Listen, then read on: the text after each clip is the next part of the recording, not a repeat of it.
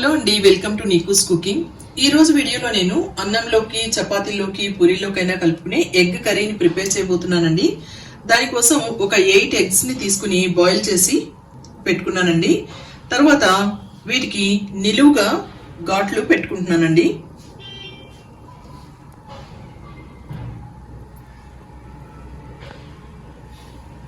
మీరు కావాలంటే అడ్డంగా అయినా పెట్టుకోవచ్చు, లేదా ఊరికే అలా సూర్తో అలా గుచ్చినట్లుగా కూడా గుచ్చి పెట్టేసుకోవచ్చు.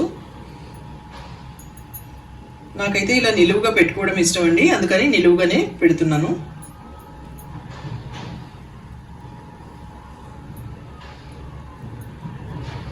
ఈ ఎగ్ కర్రీ కోసం ముందుగా బాణలి పెట్టుకుని ఒక 4 స్పూన్స్ ఆయిల్ వేసుకుంటున్నానండి. ఇప్పుడు ఆయిల్ వేడెక్కిందండి. కొద్దిగా బిర్యానీ ఆకుని కట్ చేసి వేసుకుంటున్నానండి. తర్వాత కొద్దిగా సోంపు వేస్తున్నానండి.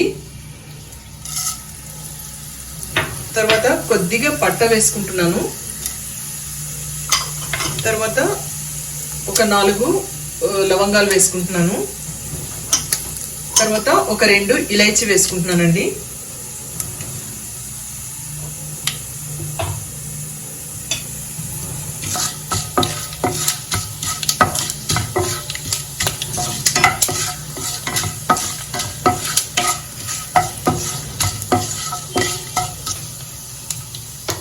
ఇప్పుడు కొద్దిగా వేగిన తర్వాత ఒక 3 ఉల్లిపాయలను కట్ చేసి పెట్టుకున్నానండి, అది వేసేసుకుంటున్నాను.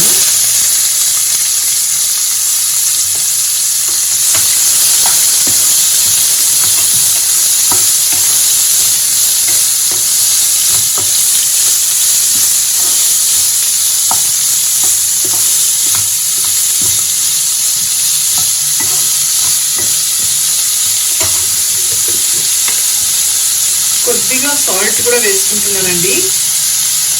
సాల్ట్ వేయడం వల్ల కొంచెం తొందరగా మగ్గుతాయి.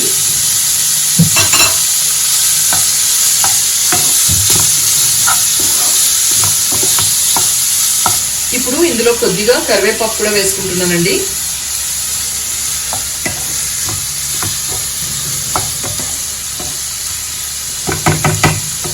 ఇప్పుడు కొద్దిగా అల్లం వెల్లుల్లి పేస్ట్ వేసుకుంటున్నానండి.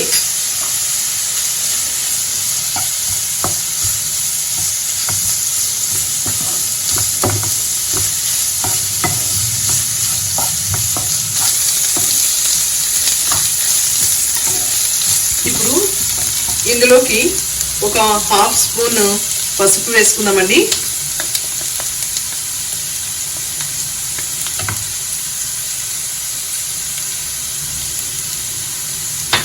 తర్వాత ఒక స్పూన్ కారం వేస్తున్నానండి.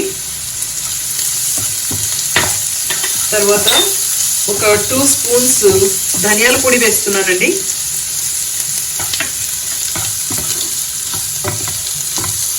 ఇంకా 1/2 స్పూన్ గరం మసాలా వేసుకుంటున్నానండి. ఈ గరం మసాలా ఎలా ప్రిపేర్ చేయాలో కూడా ఆల్రెడీ వీడియో చేస్తున్నానండి, చెక్ చేసుకోండి. తర్వాత ఒక స్పూన్ వరకు మిరియాల పొడి వేసుకుంటున్నానండి. ఈ మొత్తాన్ని కలిపి బాగా వేపుకోవాలండి.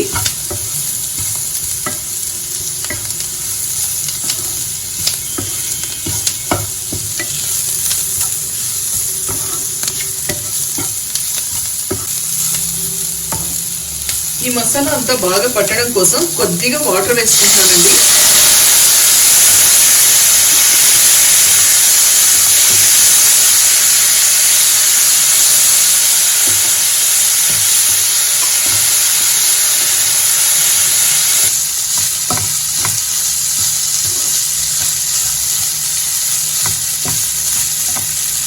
ఇప్పుడు ఇందులోకి ఒక 3 టమాటాలను మిక్సీ చేసి తీసుకున్నానండి, అది ఇప్పుడు వేసేసుకోవాలి.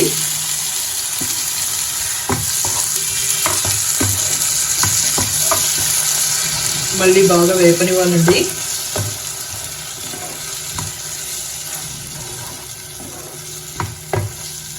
ఇప్పుడు మూత పెట్టేసి ఉడకనిద్దాం.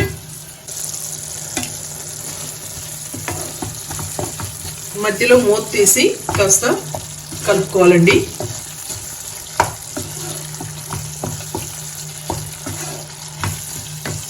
కొద్దిసేపు ఉడకనిద్దాం. ఆ కూర ఉడికేలోపు నేను ఈ క్యాషూ నట్ ని మిక్సీ చేసి తీసుకొచ్చుకుంటానండి. ఒక 15 మినిట్స్ ముందు నేను ఒక 10 వరకు క్యాషూ నట్ ని నానబెట్టాను. ఇప్పుడు నేను ఇది మిక్సీ చేసుకుంటాను.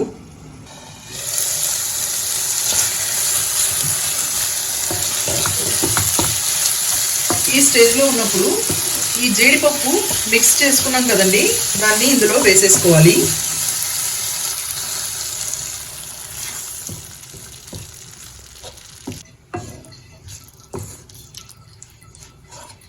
ఈ జీడిపప్పు మిక్స్ అనేది ఆప్షనల్ అండి, కావాలంటే స్కిప్ చేసుకోవచ్చు. అయితే ఇది వేయడం వల్ల టెక్స్చర్ బాగుంటుంది, టేస్ట్ కూడా చాలా బాగుంటుందండి. ఇప్పుడు మళ్ళీ ఉడికించుకోవాలి.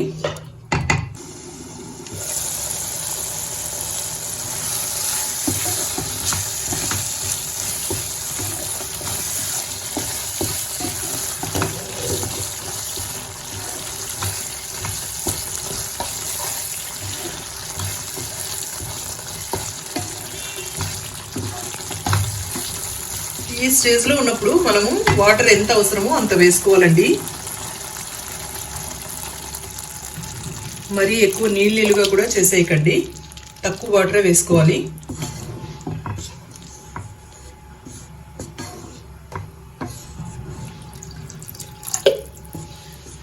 తర్వాత కొద్దిగా సాల్ట్ కూడా వేస్తున్నానండి.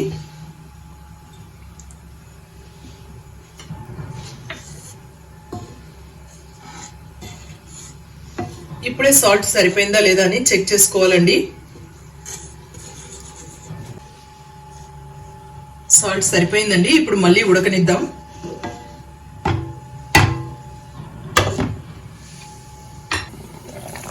ఇప్పుడు బాయిల్ అవుతుంది కదండి. ఇప్పుడు మనము ఉడికించిన ఎగ్స్ ని ఇందులో వేసేసుకోవాలి.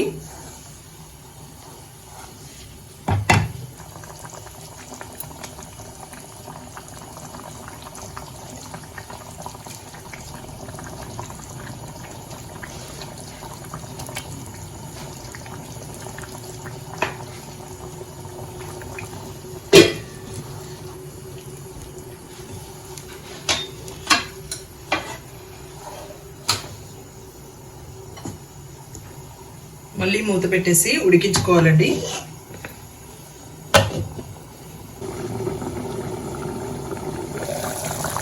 మధ్యలో ఒకసారి మూత తీసి మళ్ళీ కలుపుకుందామండి.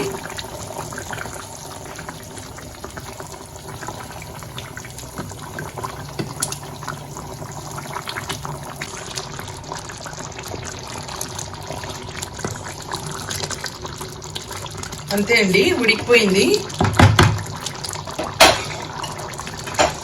ఇప్పుడు దించుకునే ముందు కొద్దిగా కొత్తిమీరని కట్ చేసి వేసుకోవాలండి.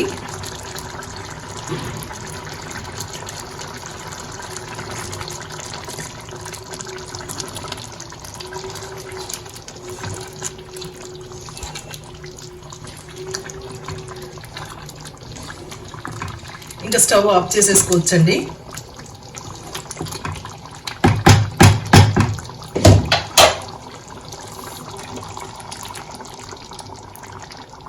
అంతే అండి, గుమగుమలాడుతూ టేస్టీగా ఉన్న ఎగ్ కర్రీ రెడీ అయిపోయిందండి. దీన్ని మనం చపాతీలోకైనా పూరీలోకైనా అన్నంలోకైనా కలుపుకుని తింటే చాలా బాగుంటుందండి. దీన్ని మీరు కూడా ఇలాగే ప్రిపేర్ చేసి మీకు ఎలా వచ్చిందో కామెంట్ సెక్షన్లో నాకు తెలియజేయండి. ఈ రెసిపీ మీకు నచ్చినట్లయితే లైక్ చేసి షేర్ చేసి సబ్స్క్రైబ్ చేయండి. మరిన్ని రుచికరమైన రెసిపీస్ కోసం నీకు కుకింగ్ ఛానల్ని ఫాలో అవ్వండి. Thanks for watching.